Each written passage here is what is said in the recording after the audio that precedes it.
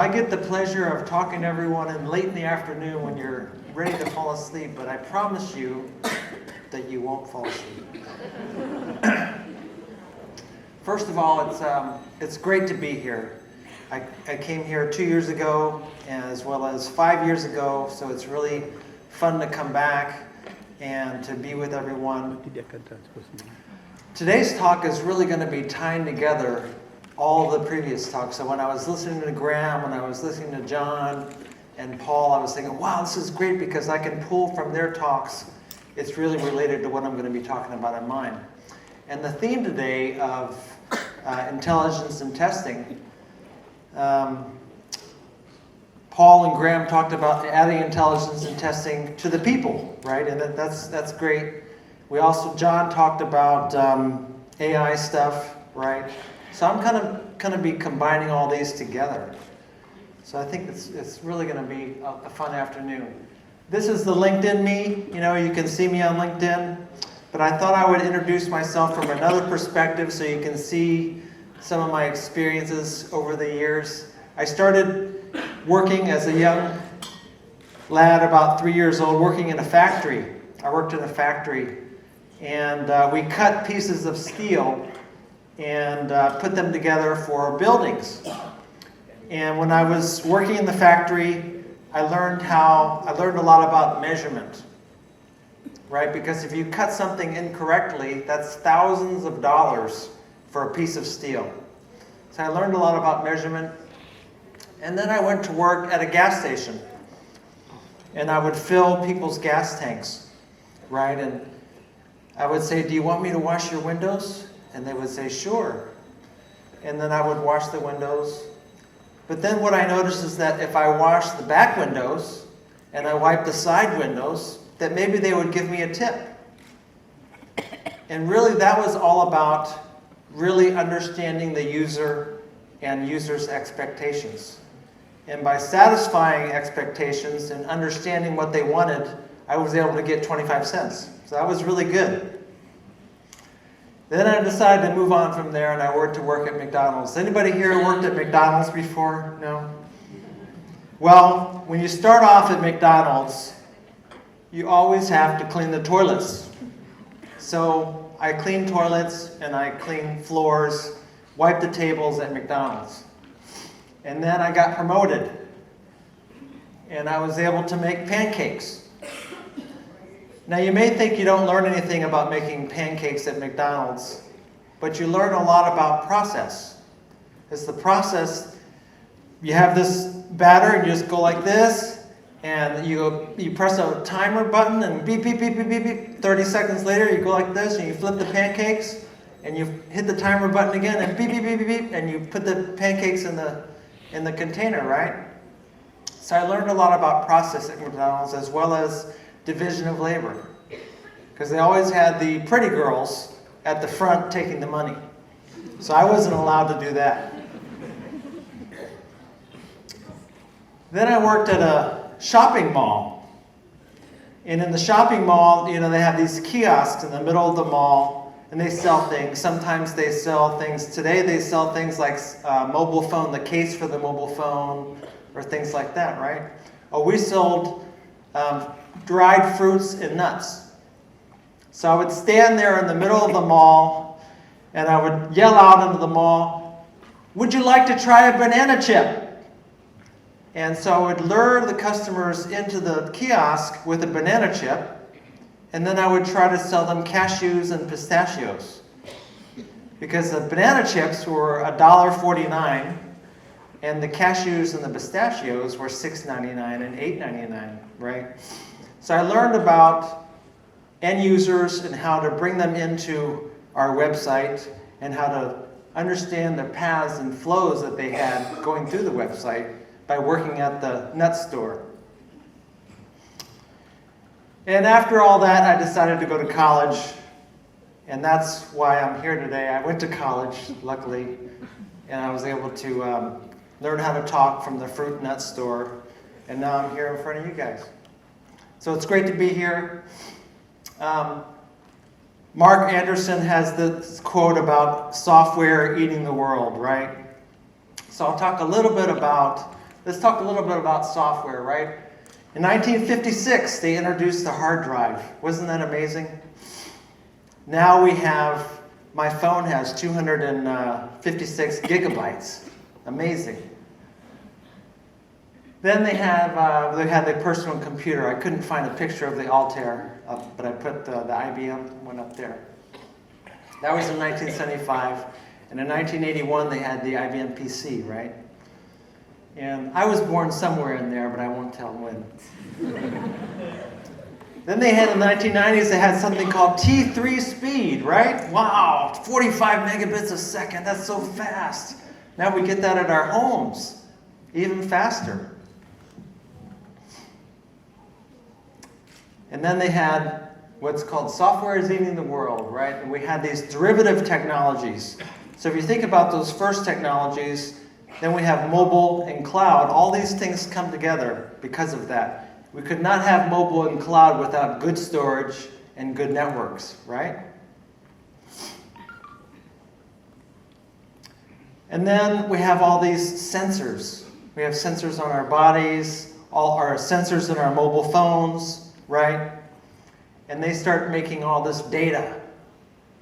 And we want to collect that data, and then we started figuring out that, oh, we have problems in software development, let's be agile, right? So that brings us to today. We have a lot of problems in software development and testing, that's why we're here.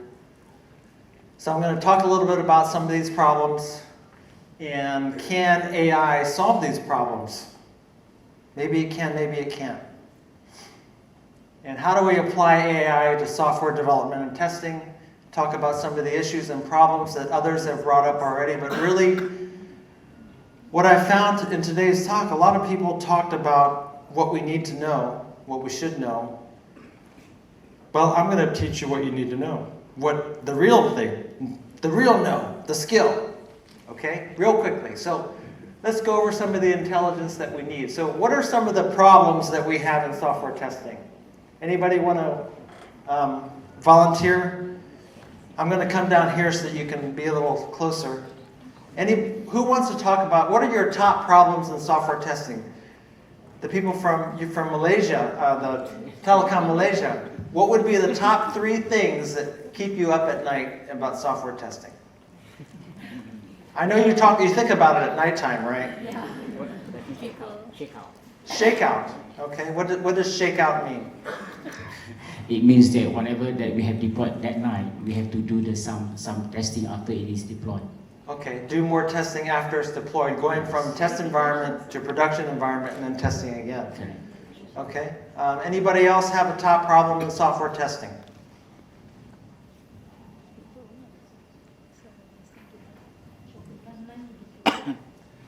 Timeline to do, not enough time to do QA.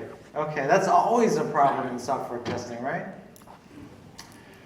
So this is the problem, right? We have so many tests to do, right?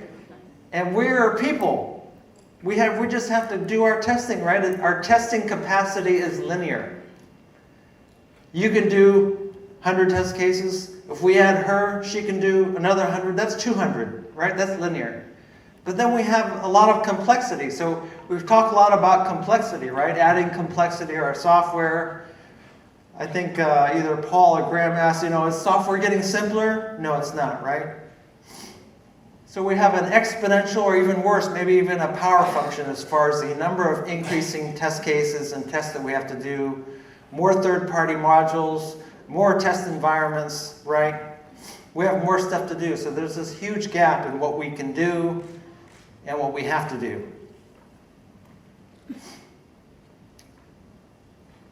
And then we're human. We make mistakes, right?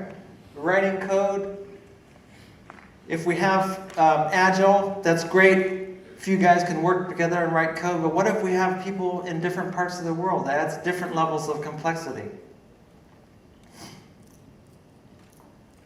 Then there's maintenance problems, right? We write automation code, and we have to fix the code. So who has time to fix code? I hate to work on my lawn, so I don't have one. I don't have any time to fix code. Then we have problems in object recognition, right?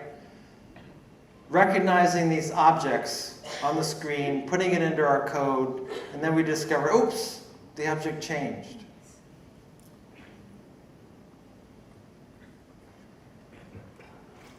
So we think we're really smart, right? As developers and testers, we have some problems. Back in the old days, in our primordial origins, we would see a tiger. We would hear some bushes, and what's that over there? And we would run right away, right? That is a natural reaction that we have to certain things. And we would do, okay, this means I should run. Or, this means I should eat sugary foods because it gives me calories that I need right away. These are early things in our origins that we do automatically, right? These are really biases in our thinking, and they cause us sometimes to make mistakes and bad decisions. Do you think that the more information you have, you can make a better decision? Not always. A lot of times we think that, oh, the software is not ready for release, but maybe it is. Maybe we're not going to really discover any more bugs than we have. Or maybe the bugs that we just do discover, maybe they don't matter. So there's lots of cognitive biases, and if you want to download the slides later, these are the top 10 that I like to talk about, but I'm only going to talk about a few of them. The first one is anchoring, right? Does anybody know what anchoring means? So a lot of times we're anchored to a number or an idea. One example is like at an auction. Suppose I want to auction off my watch. And I say, well, who wants to buy this watch? Who wants to buy this watch? $500? Anyone want to buy this watch? $500? $500, right? The bidding starts at $500. Somebody may say $525, right? But really, I only bought this watch for $50. That's pretty good. But I'm anchoring that $500 number in everybody's mind, and they're going to start at $500 just because I anchored their mind at $500.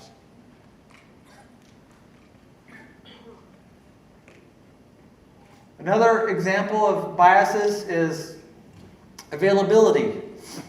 The availability of information on our brains in the top of our minds, right? So, I just ran into a friend that's 85 years old, and he smokes a lot, but geez, he's 85 years old. I guess smoking is good for you.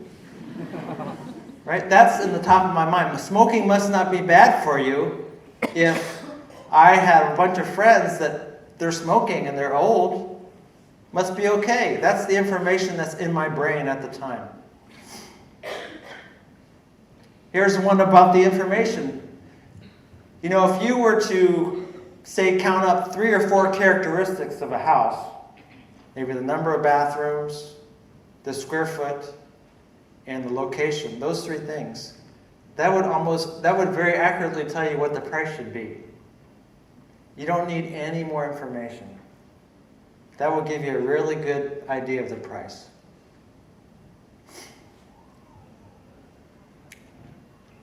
Recency.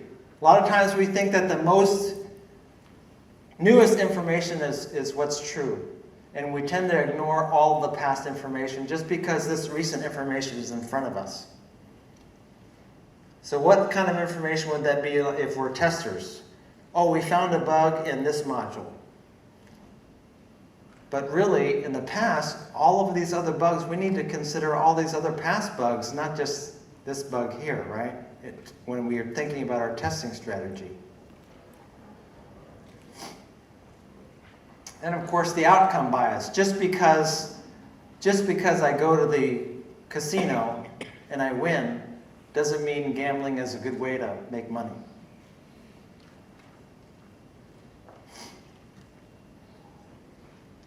So, there are some areas that artificial intelligence can help us to avoid these biases. We've talked about how we need data, right? So if we can get artificial intelligence to look at the data and get rid of some of these biases that I just talked about, then maybe they can help us. But let's talk a little about what artificial intelligence does. Does anybody here know the difference between machine learning and artificial intelligence? Not the doctor. Who knows the difference between machine learning and artificial intelligence? Actually, there's subsets of one another. So machine learning is part of artificial intelligence, and deep learning is part of machine learning.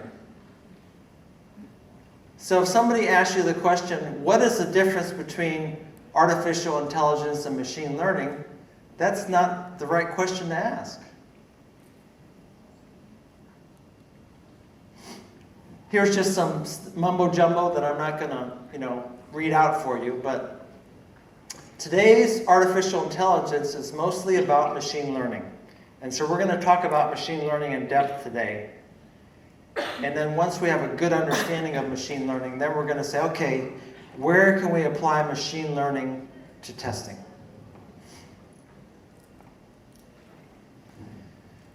And I did this little research on Google to think about, okay, let's think about artificial intelligence and machine learning. You can see that machine learning is just off the charts compared to artificial intelligence. Most people are interested in machine learning as part of artificial intelligence, as one of the aspects of artificial intelligence, right? You can see that it's been around since the 50s, actually. John was telling me over the break that he worked on artificial intelligence, and I said, yeah, you worked on it back in the 1950s, huh? And he said, yeah, that's right, I did.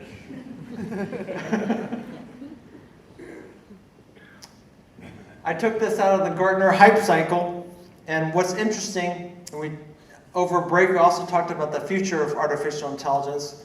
What's interesting is you see these terms, again, that we're learning, right? Artificial auto machine learning. We've got natural language processing, right? We have data labeling, which is really understanding the data. We also have computer vision, which is really object recognition, right? And lastly, you can see that they're all 2 to 5 years in the future of really getting a good amount of implementation penetration.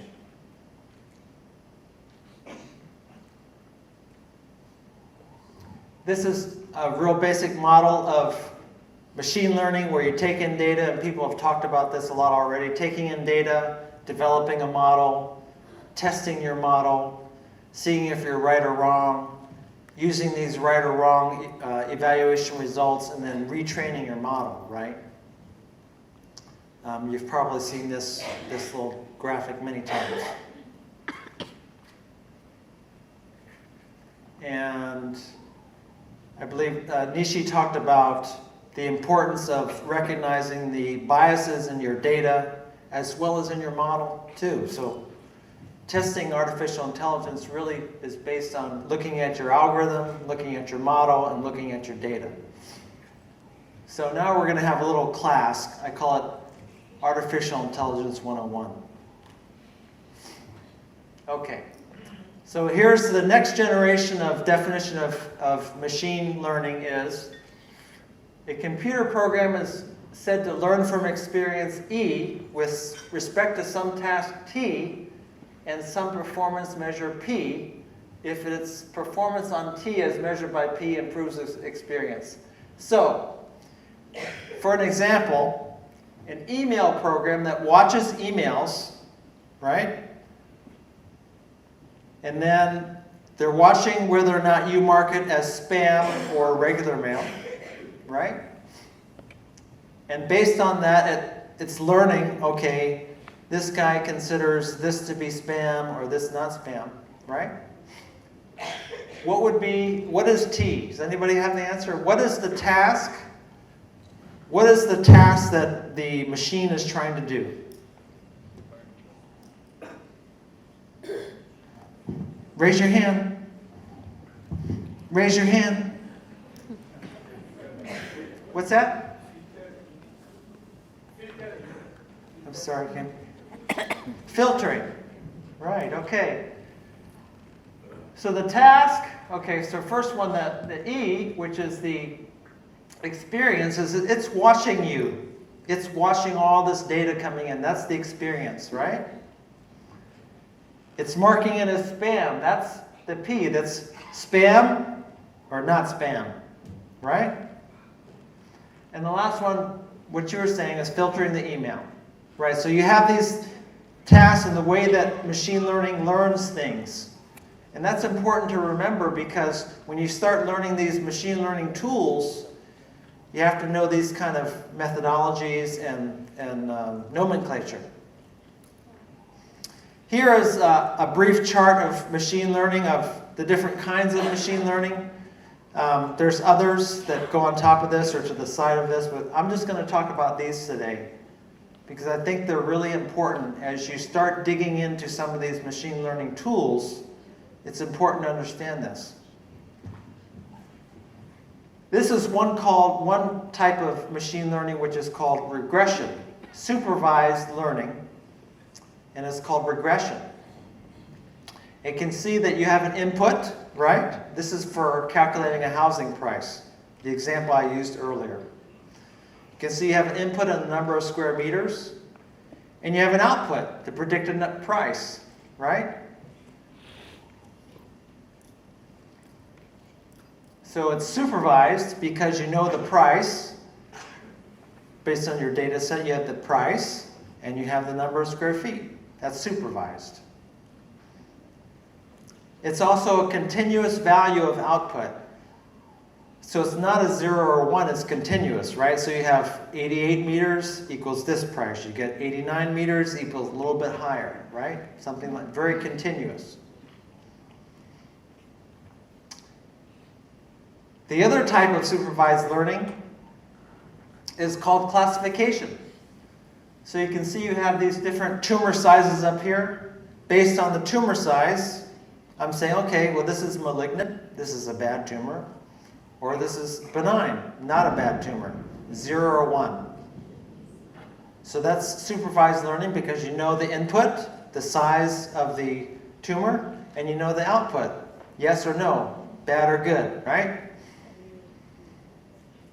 Supervised and classification. Note that your classification could be 0 or 1, bad or not bad, or it could be maybe 3 values, or maybe it's 4 values.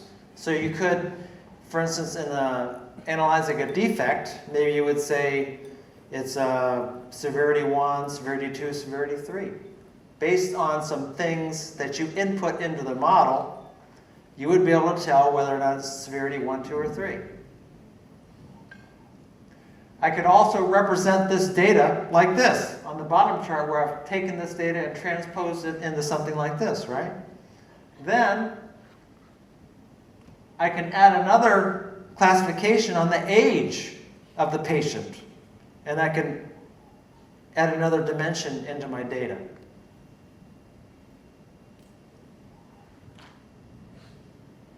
Right? So I have tumor size. I've also got benign or malignant with the age. And I can kind of separate that, right? Over here, of course, there might be some exceptions on the blurry area. Over here is good tumors, over here is bad tumors. Right? So what other factors of looking at that tumor would I consider besides the size and the age of the patient? Well, maybe I would consider, if it's squishy or not, right? Maybe I would consider things like the density of the tumor.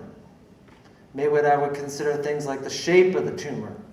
All these little things that I have to think about as input into my model. Many other things.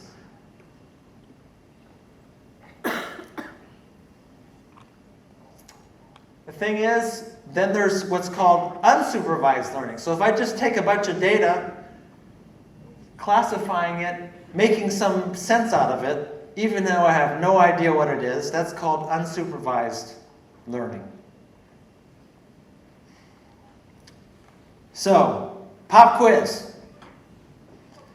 The pop quiz question is, John, you better pay attention. We want to examine all of the priority 1 defects and predict how many will get fixed before the next release.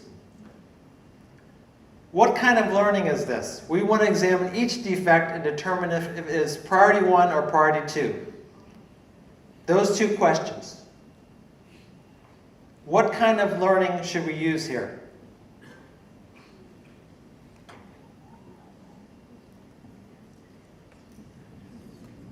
Remember, we're going to be putting these things into our model. So what kind of machine learning algorithm? Because we're going to be using, according to John, we're going to be using some of this software to examine these defects and figure out what to do here, right? What kind of machine learning is this? What kind of algorithm should we check off in our machine learning software to tell us what to do? You have to be able to figure out what algorithm, right?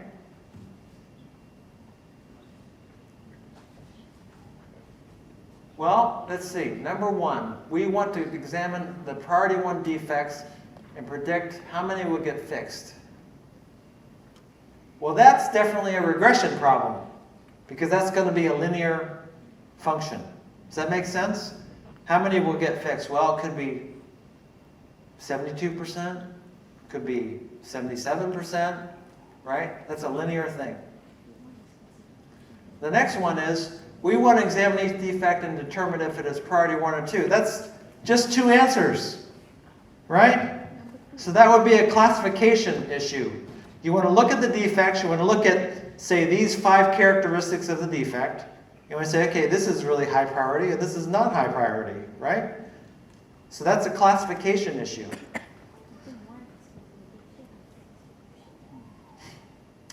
Extra credit. Anybody want extra credit? Okay. What type of machine learning is used for object identification?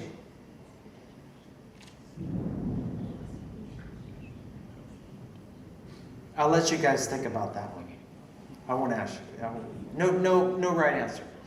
Okay, so let's look at some common applications, and we've learned now that we know a little bit about machine learning, we can say, okay, well, we understand how these kind of things work, don't we?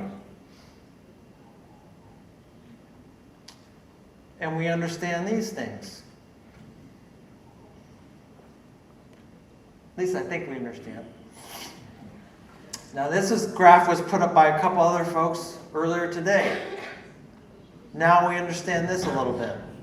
So we have inputs, right? What would inputs be? For example, let's say, okay, what would be the characteristics of defects? What are the characteristics of test cases that we have? What would you say would be 5 or say 3 or 4 different characteristics of defects that are important? Anybody want to volunteer? Don't raise your hands too quickly. What would be 5 key characteristics of defects that we want to look at and put into our algorithm? Well, one of them would be, what? Is it how fast, how many times it occurred? Maybe that would be important. What other characteristics of defects are important? Say again? The impact, okay. That's a good one. So we want to collect characteristics of defects, right? We want to put it through some model. And the model would be what? Maybe it would be a supervised learning model with regression. Maybe it would be unsupervised. Maybe we're just trying to find relationships of the defects. We're just trying to put them into buckets and analyze them. And then we have the output. This is a good defect, or this is a bad defect, or different things like that. So I invite you to think about the different areas of software testing where we could take characteristics of stuff in our input, put it through a type of machine learning model, and come out with something, right? This is real stuff for us as software testers. So here are some of the questions that you may want to ask your machine learning or artificial intelligence to do, right? So let's think about how can we apply AI. Now when I say AI and machine learning, you know exactly what I'm talking about. You know that I'm talking about really machine learning, right? Because you know the differences now. Right, so the problem with automation is what? Recognizing the objects, code changing, things like that. So in our office, we tried some of the more recent modules, and I won't mention any vendors, but we found that there was a big issue with trying to recognize these objects intelligently, and there was a big error rate. 30% of the time it made a mistake. And we also had problems training it to learn new things. So first, you have to identify whether or not the mistake was made, and because there's no, sometimes you know the test oracle and sometimes you don't, right?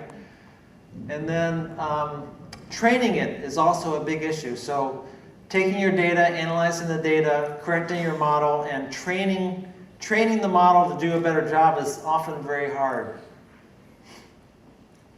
Test generation, very, very difficult, right? And so we're trying to figure out what the user is doing, and then we want to put it through some model and develop some testing. Oh, shoot, that's not what I was supposed to develop, right? Test generation is very difficult. Observing user behavior, developing flows for the user, right?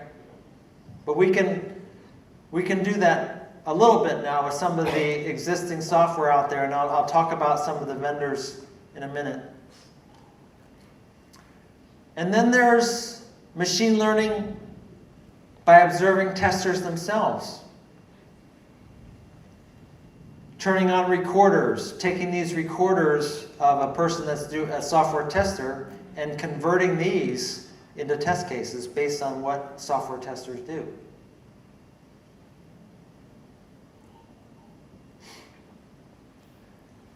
This is from a very large Chinese internet company. I won't mention what Chinese internet company that is. But they're actually applying artificial intelligence to their developers, trying to help their developers to write better code. Figuring out, well, this developer makes these kind of mistakes by looking at their code.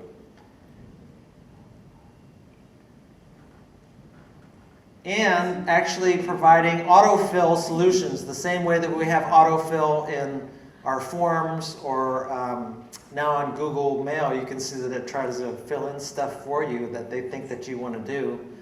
They're actually doing that for developers to help them to avoid mistakes.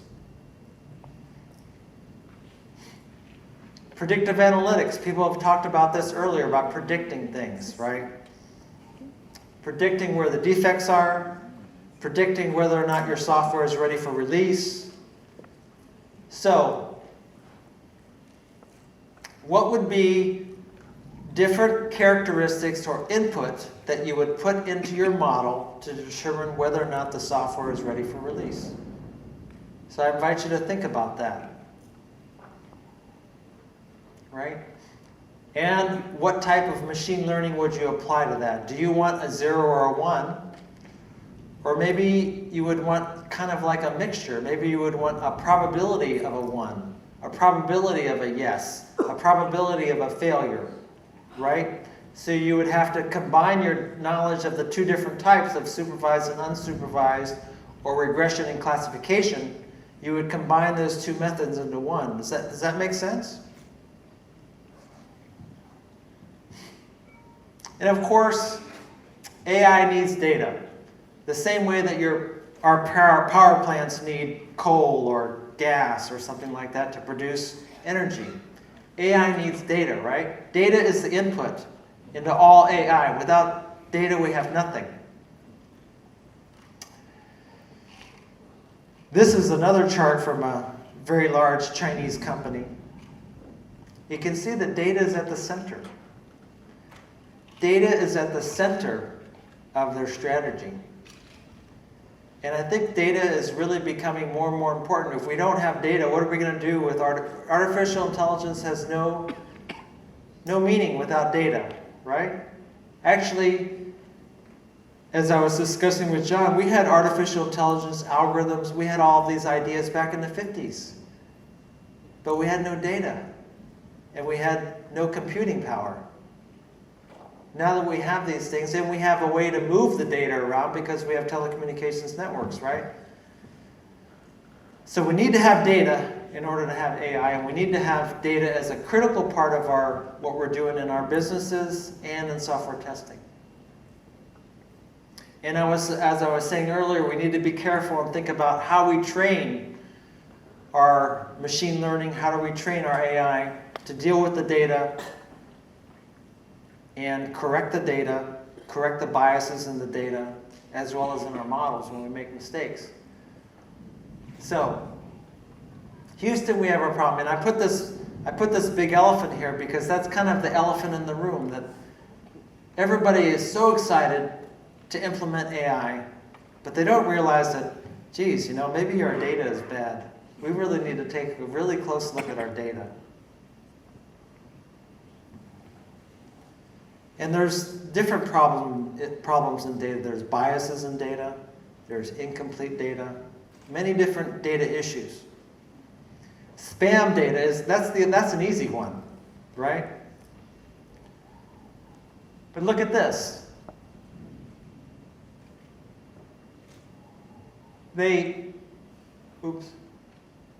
recently, that's what the deep fakes comes from, right? How do we avoid deep fakes? Google recently released a data set to help people to get rid of deep fakes. Isn't that that's good and that's bad, right? And then we have facial recognition biases. Just recently, only a few years ago, everybody knows this, but I'd like to bring it up anyway. Only a few years ago, Google made a mistake and identified black people as gorillas. And you know how sensitive Americans are to racial stuff, right? It was really a big deal. Bad data set. And then we have autonomous driving. People dying because of bad data or corrupted data. If you can move the lines around, I was just thinking as Nishi was showing that video, I was thinking to myself, geez, if I was a criminal and I was trying to get away, say 10 years from now when they have artificial intelligence, what would I do? Well, I would spray the road with paint behind me.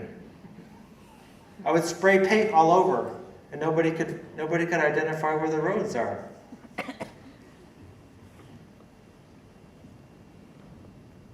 And then there's the problem of the turkey. Some of the Americans that are here, I know John for sure knows, we eat turkey at Thanksgiving, right? Turkeys take about 150 days to mature. At 150 days, they can get really big, maybe 5 or 6 kilograms, just in 150 days. So if I'm a turkey, I'm thinking to myself, well, John came and fed me today. And then the next day I get a little bigger, and John came and fed me again. I get a little bigger. 150 days in a row, I get fed every day. The problem is I don't know what happens on the 151st day. So my data set is I get fed every day. I'm just going to eat my food, right? That's great. The problem is that I don't know what happens on the 151st day. All along I'm thinking, okay, my data says I'm going to get fed today. I'm going to have a good night's sleep. But all of a sudden, I get eaten. I get killed and eaten. My data set says everything is okay. I'm going to keep eating every day. But all of a sudden, I get killed. And that's really what's called the black swan problem, or something that's called silent data. So if you think about it, when you ask a bunch of entrepreneurs about, how they became successful and something like, how great they are, they'll say, oh yeah, But you don't hear about all of the entrepreneurs that were unsuccessful. The reason you don't hear about them is because they don't talk. That's a lot of silent data. The percentage of successful entrepreneurs is like that. But you don't hear about all these guys that are not successful. That's silent data, and we're really guilty of not acknowledging that silent data. And that's a problem with data sets in AI, like the turkey found out. That's a problem in the data set. So I'm going to kind of talk a little bit about the problems of this data set, is that most of us really assume that life goes according to what we call the normal distribution. Everybody knows the normal distribution, right? When we get grades in school, at least in the United States, we're graded according to what's called a bell curve. Most people get C's, very few people get A's, and very few people get F's. That's called the normal distribution. But the normal distribution has some interesting characteristics. The first characteristic is that 68% of the people lie within one standard deviation, right?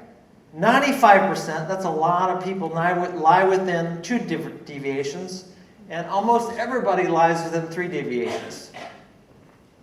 So let's put that into perspective in terms of some real information that you can really get your hands on. If we were to take, for instance, the weight of everybody in the room, we would come up with an average, and we'd have one standard deviation, maybe it's a few kilos, next standard deviation, a few more kilos, right?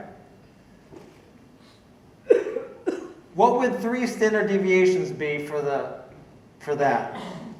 It would be 99.7% of the people were between 48 and 72 kilos. That's a pretty small range, right? If we were to look at software development, what types of things would be the normal distribution, which would be like a blue distribution? But what types of things would be more flat, where you have a lot of people that are 70 kilos and a lot of people that are 30 kilos? Right? There aren't many people in here that are 100 kilos and 30 kilos, right? Because it's a very steep curve like this, right? Everybody is between, say, 50 kilos and 75 kilos.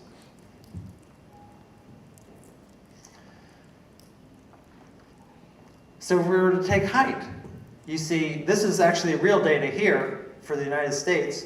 You see very few people that are over 6'10". I think that's probably about 2.1 meters, something like that. Right? That follows a normal distribution. A lot of people in the center, not many people on the edges.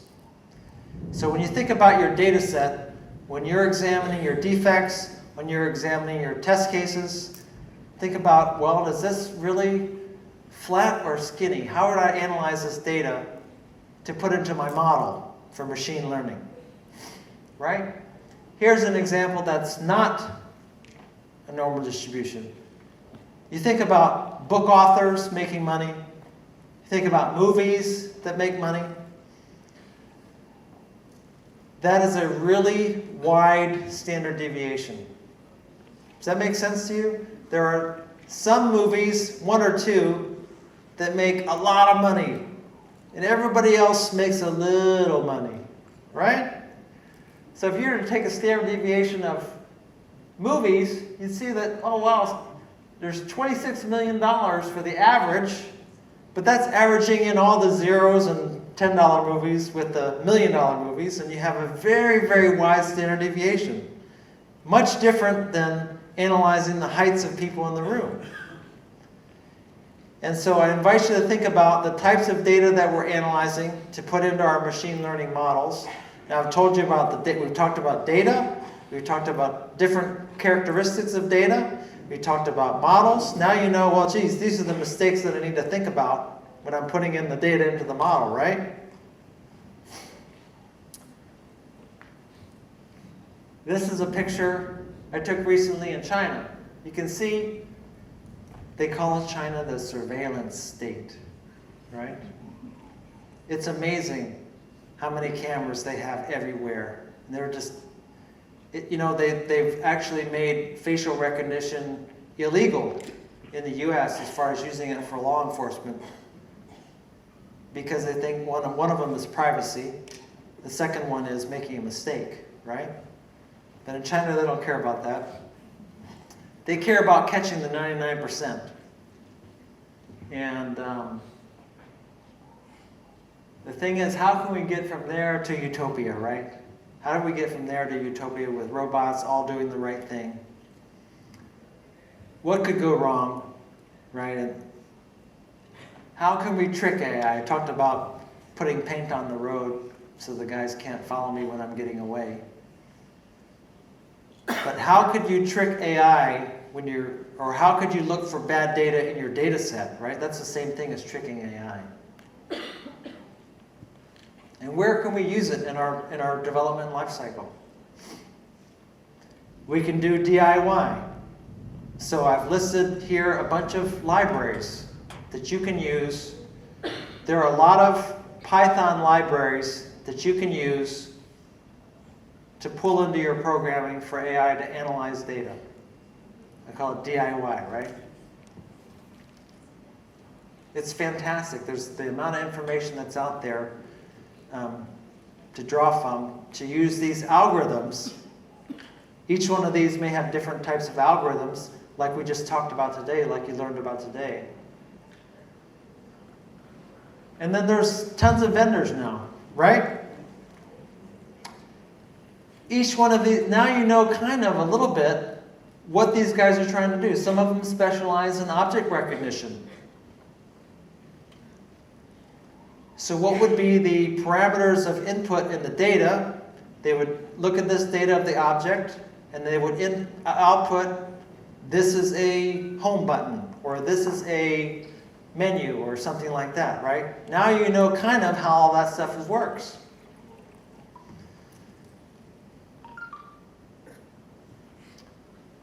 So where do you want to go today? That's me. I'm really passionate about cycling.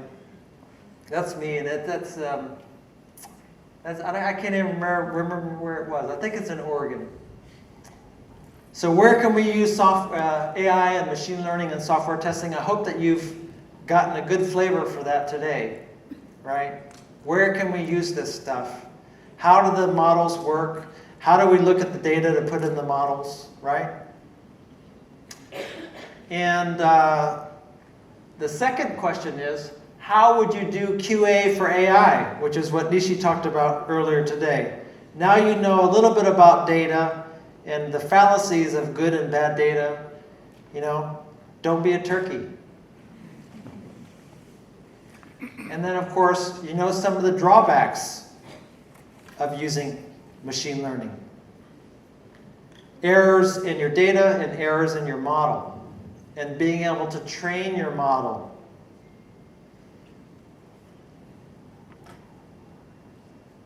And that's it for today. So thank you very much. I hope that you've learned a little bit.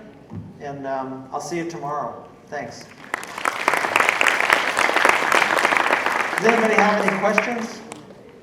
Forgot. Anybody have any questions? No? All right. Oh, a question there.